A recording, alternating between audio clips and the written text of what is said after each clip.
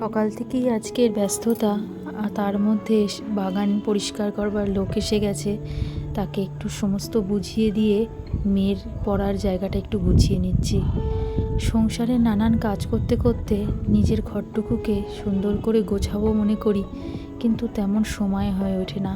নানান দিদিদের ব্লগ দেখি, ভীষণ ভালো লাগে, তাই চেষ্টা করি আস্তে আস্তে একটু একটু করে নিজেরও একটা ছোট্ট ব্লগ বানাবো।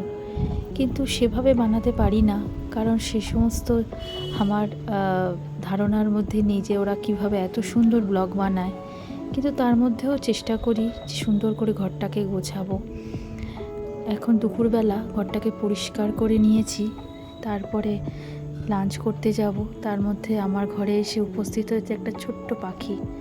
যখনই বৃষ্টি পড়ে ওরা এখানে এসে আমার জানলায় বসে, ভীষণ ভালো লাগে ওদের দেখতে। আজকের আবার ফ্লিপকার্ট থেকে দুটো পার্সেল আসার কথা আছে।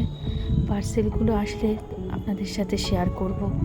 অনেক দিন ধরেই ভাবছি ঘরটাকে গোছাবো, তার সাথে সাথে একটু একটু করে জিনিস কিনবো, কিন্তু তেমনভাবে হয়ে ওঠে না। তাই একটু শখ পূর্ণ করবার জন্য কয়েকটা জিনিসের অর্ডার দিয়েছি। তার মধ্যে দুটো জিনিস এসছে, এই একটা টেবিল ম্যাট আর একটা টেবিল কভার। অনেক দিনের ইচ্ছে ছিল একটু একটু করে ঘরটাকে সাজানোর জিনিস কিনবো। এত সুন্দর এসছে, তাই সবার সাথে ছাদটা কেমন পরিষ্কার হয়েছে সেটাও আপনাদের সাথে শেয়ার করে নিলাম। আজকের ব্লগটা কেমন লাগলো একটা লাইক কমেন্ট করে আমাকে একটু কমেন্ট করে জানাবেন।